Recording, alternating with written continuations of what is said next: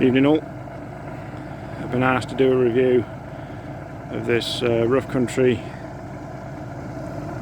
camp light that I've acquired. I think I'm the first person possibly in the UK to own one and use one. Took it with us when we went camping August bank holiday weekend. Set it up, didn't particularly use it because it was still very midge heavy, but by the sea. So we packed it away and here we are trying it again now. No midges tonight. It is still in the distance over yonder. You can still see the silhouette of the trees. It's not quite pitch dark. So this is set up here on its minimum setting. It will increase little by little.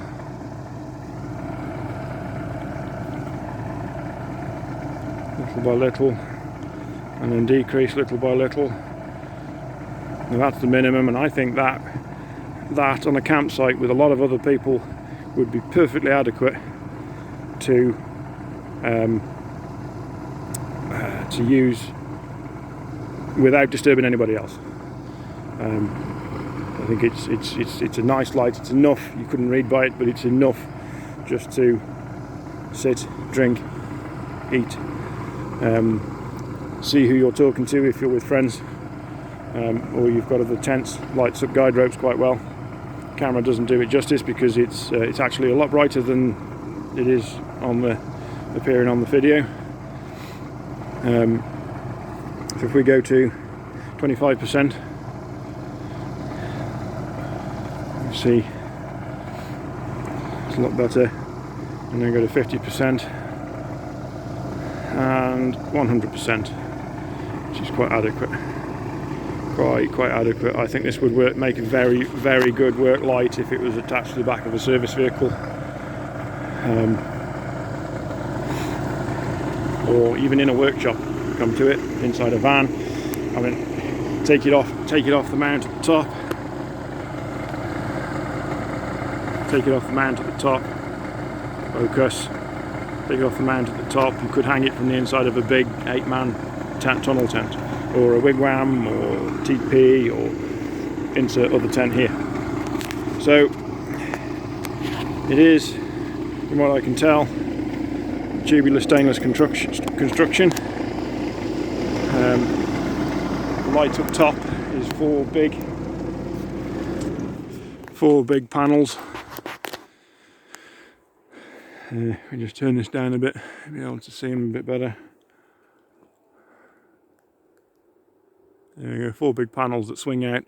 When it's stored in the bag, they all swing round into one thick panel, if you like.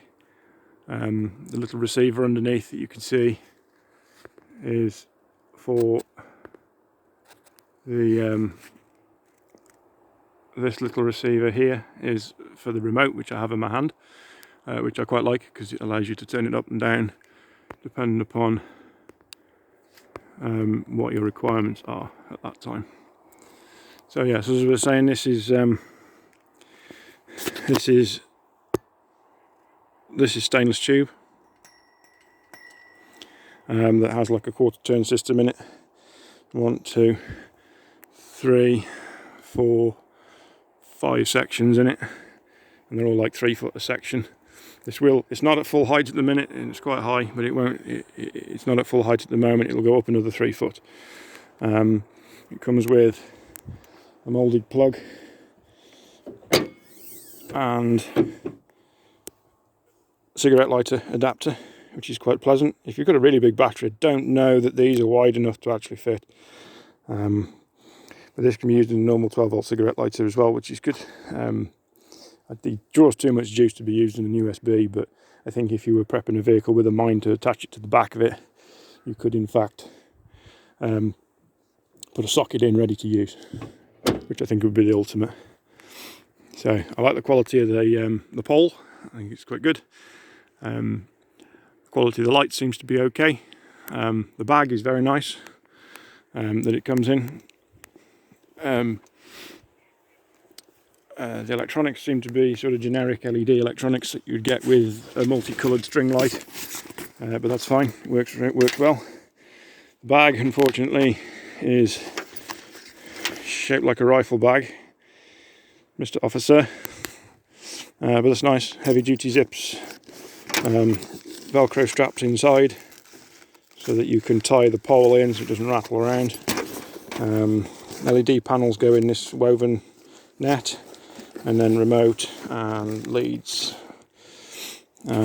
I think what I shall be doing is attaching it to the roof of the next vehicle I build, and possibly velcroing it in.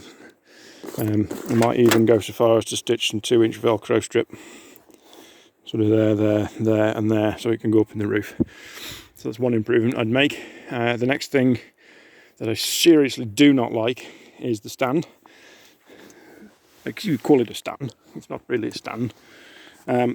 Is this contraption that they supplied with it, which is literally a piece of, although it's plated, give them that, is a little piece of 8mm wire. Admittedly, this is 3 foot long, so it goes in the ground a fair way. But these rings are too big, it allows too much slop. There's another metal pad under there that sits in the floor, and the piece of rod itself is not actually strong enough. It needs to be a lot bigger, and the rings need to be a lot tighter around the actual pole. Other than that, I am quite happy with it. I think at the price point it's very good, it's very handy. It'd be worth having two, one solely to keep in a vehicle, and one to keep in your van if you're a self-employed sort of service vehicle sort of thing, or anybody that might work at night, especially with the winter months coming. I think it'd be very useful, especially being tunable. I mean, it's not. I mean, so that's 100%, and it's not offensive in any way. You do get used to it. It obviously works a little bit better if it's off a running vehicle. So 14 volts, not 12 volts, but yeah, splitting hairs. And I think if you're with a group of friends, having a little bit of light, I mean, if you're around a campfire it's different, but if you've got a little bit of light where you can't have a campfire, I think it would make all the difference. Being able to see who you're talking to, whites of their eyes and all that sort of thing. I will be making a new stand for it. And I will be making a clamp setup to fit to the spare wheel carrier in my next build, so that I don't have to open the bonnet, I don't have to have the crocodile clips, and I don't have to have the cigarette lighter socket. I may even, which I'd need to look at, I may even swap it into a small Anderson connector, so that it's sort of a bit more universal, a bit more heavy duty. But we'll see. So, but overall, very happy with it. Would recommend one. In fact, I'd recommend more than one, because I think it's going to be so useful, especially as the nights start drawing in. I mean, it's only just gone 9 now. Stars are out. Still see silhouette trees though, so it isn't quite dark. Yeah, I'll leave it with you.